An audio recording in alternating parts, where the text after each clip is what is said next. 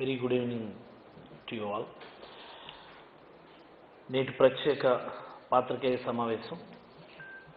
నిన్న చంద్రబాబు గారు తిరుపతి పార్లమెంటుకు సంబంధించి వాళ్ళ బూత్ కమిటీ కోఆర్డినేటర్స్ వాళ్ళ ఎంటైర్ కార్యవర్గంతో యథావిధిగా మళ్ళీ జూమ్లోనే మాట్లాడుతూ అనేకమైనటువంటి మాటలు మాట్లాడున్నారు ఆయన. దాని గురించి ఒకసారి మనం రీక్యాప్ చేసుకోవాలన్నటువంటి ఉద్దేశంతో మీ ముందుకు రావటం జరిగింది. ముందుగా నేను చంద్రబాబు నాయుడు గారికి సూటిగా ఒక ప్రశ్న అడగదలుచుకున్నాను. గత 2-3 రోజుల నుంచి టీవీలో ఒక ప్రధానమైనటువంటి వార్త చూస్తూ ఉన్నాం మనం. శ్రీకాకుళం జిల్లాలో సంతబొమ్మాలి మండలంలో ఒక గుడిలో ఉన్నటువంటి నందీశ్వరుడిని కొంతమంది వ్యక్తులు తీసుకొని వచ్చి రోడ్డు మీద ఉన్నటువంటి దిమ్మ మీద పెట్టడానికి ప్రయత్నం చేయటం, అది సీసీ కెమెరాల్లో కూడా చాలా చక్కగా రికార్డ్ అవటం మనందరం కూడా చూసాం మనం. ఈ సందర్భంగా నేను చంద్రబాబు గారికి ఒక విషయం అడగదలుచుకున్నాను.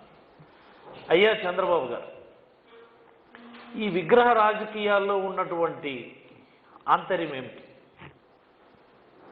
అసలు మీరు ప్రజలకి ఏ రకమైనటువంటి సందేశం ఇవ్వాలనుకుంటున్నారు? గత 2 వారాలుగా మీరు అనేక అసందర్భమైనటువంటి మాటలు మాట్లాడుతున్నారు, అనేకమైనటువంటి విమర్శలు చేస్తూ ఉన్నారు, లేనిది ఉన్నట్లుగా ఉన్నదాన్ని లేనట్టుగా భ్రమింపు చేయటానికి ప్రయత్నం చేస్తూ ఉన్నారు. మరి అలాగే మీ మాటలను కూడా ఒక సెట్ ఆఫ్ మీడియా చాలా బ్రహ్మాండంగా ప్రొజెక్ట్ చేయటం, ఇది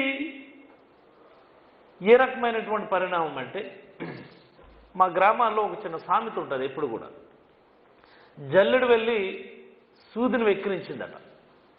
ఇది దాని సారాంశం. జల్లెడికి చూస్తే మొత్తం అనేకమైనటువంటి రంధ్రాలు ఉంటాయి, ఇంకా పచ్చిగా మా భాషలో చెప్పాలంటే చాలా బొక్కలు ఉంటాయి దాన్ని. అలాంటి జల్లెడు వెళ్ళి సూదిని వెళ్ళి వెక్కిరించిందట. ఇదిగో సూది, నీకు కూడా ఒక బొక్క ఉంది, నీకు కూడా ఒక రంధ్రం ఉంది అని చెప్పి వెక్కిరించిందట. అలా ఉంటుంది చంద్రబాబు నాయుడు గారు మాట్లాడితే. ఇప్పుడు సంతబొమ్మల్లో జరిగినటువంటి దుశ్చర్యకి ఎవరు కారణం? ఇది ఎవరి ప్రోద్బలంతో జరిగింది? ఏ పార్టీ వాళ్ళు దీన్ని చేశారు? ఇంకా దౌర్భాగ్యమైనటువంటి విషయం ఏంటంటే, ఎవరైతే వ్యక్తులు ఈ నందీశ్వరుడిని గుడిలోంచి తీసుకొచ్చి రోడ్డు మీద పెట్టారో దానిలో ఒక విలేకరు కూడా ఉన్నాడు, ఒక ఆయన ఎల్లో మీడియా విలేకరు. అంటే ఇది చాలా సుస్పష్టమైనటువంటి కుట్రకోణం. ఎల్లో వ్యక్తులు, ఎల్లో ఛానల్స్ అందరూ కలిపి రాష్ట్ర వ్యాప్తంగా ఎక్కడ వీలైతే అక్కడ విగ్రహాల రూపంలో రెచ్చగొట్టేటటువంటి ప్రయత్నాలు చేయమని చెప్పి చాలా స్పష్టమైనటువంటి ఆదేశాలు చంద్రబాబు నాయుడు గారు ఇచ్చినట్లుగా చాలా స్పష్టంగా తెలుస్తూ ఉంది. మరి నిన్ననే కేసులు పెట్టారు. ఆ కేసులో ఉన్నటువంటి వ్యక్తులు సుమారుగా 22 మంది మీద కేసులు పెట్టారు. ఒకసారి మనం వాళ్ళ వ్యక్తుల ఫోటోలను కూడా చూడొచ్చు. ఈ సందర్భంగా నేను అడగదలుచుకున్న ఆ వీడియోను కూడా ఒకసారి మీరు ప్లే చేయమని మరొకసారి మా మీడియా మిత్రులకు ఆ వీడియోను సైతం ప్రజలకు ఒకసారి చూపించమని అడుగుతా ఉన్నాను. నేను ప్లే అవుతుందా?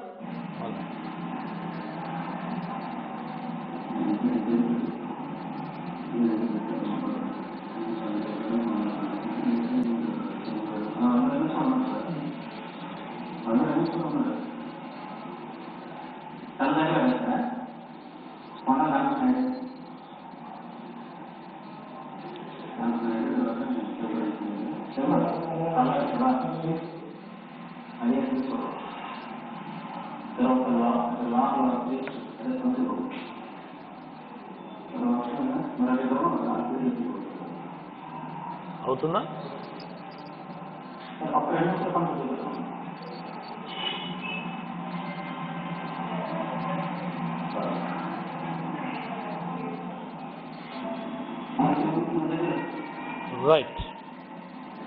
రైట్. ఆ వీడియో చూస్తే సంతబొమ్మాలి మండలంలో ఉన్నటువంటి అచ్చెన్నాయుడు మనుషులు, తెలుగుదేశం పార్టీ వ్యక్తులు, తెలుగుదేశం పార్టీ కార్యకర్తలు ప్రజల్లో ఓ రకమైనటువంటి అనిశ్చితి సృష్టించాలని, ప్రజల్లో ఉన్నటువంటి ఆ సోదర భావాల్ని రెచ్చగొట్టి ప్రజల్లో గందరగోళ పరిస్థితి సృష్టించడానికి ఒక కుట్ర కోణం చాలా క్లియర్గా మనకు తెలుస్తుంది. నాకు అనిపిస్తుంటుంది, రేపు మన గౌరవ ముఖ్యమంత్రి గారు ఈ రేషన్ డెలివరీ వెహికల్స్ని లాంచ్ చేస్తున్నారు. మనందరికీ తెలిసిందే 21st కాబట్టి. మీరు ఒక్కసారి గమనిస్తే 1-2 రోజుల్లో అటు ఇటుగా ఏదైనా ఇలాంటిది ఒక కుట్ర మరొకటి బయటపడవచ్చు మన రాష్ట్రంలో.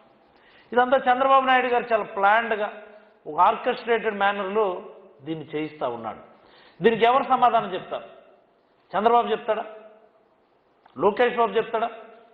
మరి మా అచ్చెన్న శ్రీకాకుళం జిల్లా నాయకుడే, ఆయన సొంత మండలంలో జరిగినటువంటిది, ఎవరు దీనికి సమాధానం చెప్తారు? మీ కన్సర్న్లోనే జరిగిందని ఇప్పుడు స్పష్టమవుతుంది కదా. మరి మొన్న రామతీర్థయాత్ర అని చెప్పి హడావుడి చేసావు చంద్రబాబు. మరి ఈరోజు ఎందుకు నువ్వు రావడం లేదు? నువ్వు రావడం లేదు, తెలుగుదేశం పార్టీ నాయకులు ఎవరు రావడం లేదు, బీజేపీ వాళ్ళు కూడా ఎవరు రావడం లేదు. పోనీ మీ పార్ట్నర్ పవన్ కళ్యాణ్ ఆయన కూడా ఎక్కడ మాట్లాడడం లేదు. ఎక్కడైనా కానీ సాక్ష్యాలు లేనటువంటి సందర్భాలు ఉంటే మాత్రం పొలోమని మీరందరూ ముఠాలుగా తయారైపోయి అక్కడ వాలిపోయి ప్రభుత్వానికేమో ఆ నిందని ఆపాదించేయడానికి రకరకాల ప్రయత్నాలు చేస్తూ ఉంటారు. ఇదేమైనా బాగుందా? అంటే ప్రజలకేమీ అర్థమవడం లేదనుకుంటున్నారా? ప్రజలేమీ తెలుసుకోలేకపోతున్నారు అనుకుంటున్నారా? ఒక్కడైనా తెలుగుదేశం పార్టీ నాయకులు దీని మీద ఇంతవరకు కామెంట్ చేశారా? మీరు ఎందుకు కామెంట్ చేయరు? ఎందుచేతంటే ఇది పూర్తిగా మీ కనుసన్నల్లో జరిగినటువంటి ఒక కుట్ర కాబట్టి, ఇది ప్రపంచానికి విరివిగా తెలిసిపోయేసరికి పిచ్చి పిచ్చి అబద్ధాలతో మళ్ళీ నువ్వు నిన్న తిరుపతిలో జూమ్ మీటింగ్ పెట్టున్నావు. ఎన్ని అబద్ధాలు మాట్లాడున్నారు చంద్రబాబు నాయుడు గారు మీరు. బైబిల్ చేత పట్టుకున్నటువంటి ఆవిడికి వాళ్ళ ఆయనకి టీటీడీ చైర్మన్ ఇచ్చామా? మనిషివేనా అసలు? ఇలాంటి అబద్ధాలు ఆడడానికి నీకు సిగ్గుగా అనిపించడం లేదా నీకు? తిరుపతిలో సిలువ పెట్టామా? అన్యమత ప్రచారం చేస్తున్నామా? తిరుపతి కొండని 7 కొండల నుంచి 2 కొండలు చేశామా? ఏమిటిది? ఇంత అన్యాయమైనటువంటి మాటలు గతంలో మనం ఎప్పుడు కూడా చూడలేదు. గతంలో చంద్రబాబు గారు గుజరాత్లో కొన్ని అల్లర్లు జరిగినప్పుడు కూడా ఇలాంటి మాటలు మాట్లాడాడు.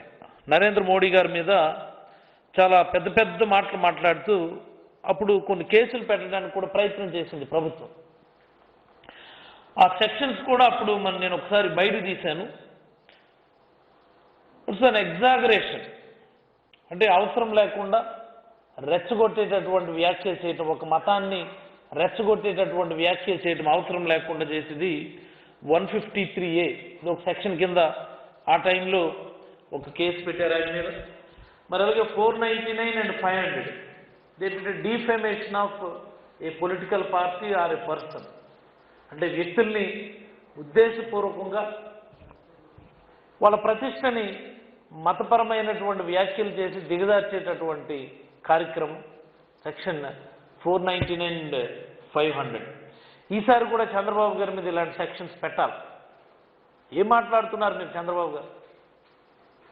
ఏ రోజైనా ఒక మాజీ ముఖ్యమంత్రి నోటి నుంచి మతం అన్నటువంటి పేరు వచ్చిందా? ఆ మాట వచ్చిందా? నేను హిందువుని, నువ్వు క్రిస్టియన్ అన్నటువంటి భావన ఏ రోజైనా ఈ రాష్ట్రంలో మనం చూసామా? ఇంత దిగజారిపోయేటటువంటి పరిస్థితి చంద్రబాబు గారికి ఎందుకు వచ్చింది అంటే కేవలం ఒక దుగ్ధ వాళ్ళ అబ్బాయిని ఏదో ఒకటి చేసి ముఖ్యమంత్రి చేయాలా, ఆ లోకేష్ని ముఖ్యమంత్రిని చేసేస్తే నా పని అయిపోతుంది అని చెప్పి ఆయన అనుకుంటా ఉన్నాడు. ఇది సాధ్యమేనా? లోకేష్ని ముఖ్యమంత్రి చేయటం సాధ్యపడుతుందా? ఆయన నిన్నేవో కొన్ని ట్వీట్స్ పెట్టున్నాడు. సీఎం గారు, గౌరవ ముఖ్యమంత్రి గారు ఢిల్లీ వెళ్తుంటే దాన్ని విమర్శిస్తూ లోకేష్ బాబు ట్వీట్ పెట్టున్నాడు. నాకు చాలా నవ్వు వచ్చింది. ఎందుచేతంటే లోకేష్ బాబు గారు పెట్టాల్సినటువంటి ట్వీట్లు, మొన్ననే క్రాక్ అని ఒక సినిమా రిలీజ్ అయింది, రవితేజ సినిమా కూడా బాగుందని చెప్పి అంటున్నారు బయట. అలాంటి దాని మీద నువ్వు ట్వీట్లు పెట్టుకోను, బ్రహ్మాండంగా ఉంటుంది. లేకపోతే పబ్జీ గేమ్ మళ్ళీ మన ఇండియాలో రీలాంచ్ చేస్తున్నారు, ఇలాంటివి ఏమైనా నువ్వు ట్వీట్లు పెట్టుకో. నీకు అసలు ఏమన్నా అర్థమవుతుందా? సీఎం గారు ఢిల్లీ పర్యటన ఏమిటి, అసలు ఏ ఉద్దేశంతో వెళ్తున్నారు? నీకు ఇవేమీ అర్థం కావు కాబట్టి నువ్వు హైదరాబాద్ నుంచి ఇక్కడికి రావు. ఒకవేళ వచ్చిన జనం లోపలికి వెళ్ళలేవు. ప్రజల మధ్య ఉండి రాజకీయాలు చేయటం నీకు చేత అవ్వదు. కేవలం ట్విట్టర్లోనే ఉండి నువ్వు రాజకీయాలు చేయగలవు. నేను చంద్రబాబు గారు ఒక మాట అంటున్నారు, శిశుపాలుని వధ జరగాల ఈ రాష్ట్రంలో అని. శిశుపాలుడు ఎప్పుడో చనిపోయాడండి. ఇప్పుడు ఉన్నది శిశుబాలుడు. శిశుబాలుడు అంటే ఎవరో కాదు, మన లోకేష్ బాబే. ఉదయం లేచి లేవగానే చక్కగా ఆ హెరిటేజ్ డబ్బా పాలు తాగితే తప్ప ఆయనకి రోజు మొదలవదు. అలాంటి శిశుబాలుడి గురించి మనం మాట్లాడుకోవాలి. మా ఊర్లో చాలామంది అంటుంటారు, ఈసారి లోకేష్ బాబుకి హెరిటేజ్ పాలు కాదండి, ఏపీ అమూల్ పాలన్న తాగిస్తే కొద్దిగా బుద్ధి అన్న పెరుగుతుంది, బుర్ర అన్న పెరిగి కొంత ఓరియంటేషన్తో మాట్లాడతాడని చెప్తా ఉంటారు. నిజమే, శిశుపాలుడు ఎప్పుడో చనిపోయాడు. ఇప్పుడు ఉన్నది శిశుబాలుడు. ఆయన ఎప్పటికీ బాలుడుగానే ఉండిపోతాడని సందర్భంగా మీకు అందరికీ తెలియజేస్తా ఉన్నాను నేను. అలాగే చంద్రబాబు గారు చెప్పినట్టు ఈ రాష్ట్రంలో జరగాల్సింది జరాసంధుడివి వ్యధ. జరాసంధుడు మనం పురాణాల్లో చూస్తుంటాం. మనం భీముడికి జరాసంధుడికి ఆ టైం మహాభారత సమయంలో యుద్ధం జరిగినప్పుడు నెంబర్ ఆఫ్ టైమ్స్ రెండు ముక్కలుగా చేసినా సరే మళ్ళీ కలిసిపోతూ ఉంటాడు జరాసంధుడు. అప్పుడు శ్రీకృష్ణుడు చెప్తాడు భీముడికి, 2 ముక్కలను చేసి 2 ముక్కలను చెరో దిక్కును విసిరేస్తే మరి జరాసంధుడు బతికే అవకాశం ఉండదు అని. మరి ఆ రకంగా చంద్రబాబు గతంలో 1983లో ఒకసారి ఓడిపోయాడు. ఈ రాష్ట్రానికి చంద్రబాబుకి మధ్య లింక్ కట్ అయింది, మళ్ళీ కలిసిపోయాడు ఆయన. 2004, 2009లో రాజశేఖర రెడ్డి గారు మళ్ళీ వధించారు. ఈసారి శాశ్వతంగా జగన్మోహన్ రెడ్డి గారు 2019లో వధించి రాష్ట్రానికి చంద్రబాబుకి పూర్తిగా వేరు చేయడం జరిగింది. మళ్ళీ కలవడం అనేది జరగదని సందర్భంగా మీకు అందరికీ కూడా తెలియజేస్తా ఉన్నాను నేను. ఇన్ని అబద్ధాలు ఆడుతూ చంద్రబాబు రాజకీయాలు చేయటం, మత విద్వేషాలను రెచ్చగొట్టడం, ప్రజల్లో సున్నితమైనటువంటి అంశాల పట్ల రాజకీయం చేయటం చరిత్రలో ఎక్కడా జరగలేదు, దేశంలో కూడా ఎక్కడా జరగలేదు. ఇలాంటి నీచమైనటువంటి రాజకీయాలు ఎవరు చేసినా సరే శాశ్వతంగా సమాధి అయిపోతారని, చంద్రబాబు తన సమాధిని తానే నిర్మించుకుంటా ఉన్నాడని ప్రజలందరూ భావిస్తూ ఉన్నారని సందర్భంగా మీకు అందరికీ తెలియజేస్తూ, సంతబొమ్మల్లో జరిగినటువంటి ఈ విగ్రహానికి సంబంధించినటువంటి కుట్ర పూర్తిగా దీనికి తెలుగుదేశం పార్టీ బాధ్యత వహించాలని, ప్రజలందరికీ కూడా క్షమాపణ చెప్పి ఇక నుంచైనా ఈ విగ్రహ రాజకీయాలకు స్వస్తి పలికి ప్రజలకి కొంత అశాంతి లేకుండా ప్రతిపక్షానికి బుద్ధి ప్రసాదించాలని ఆ శ్రీరాముడిని, ఆ నందీశ్వరుణ్ణి మనసారా వేడుకుంటూ సెలవు. Thank you. Any feedback sir?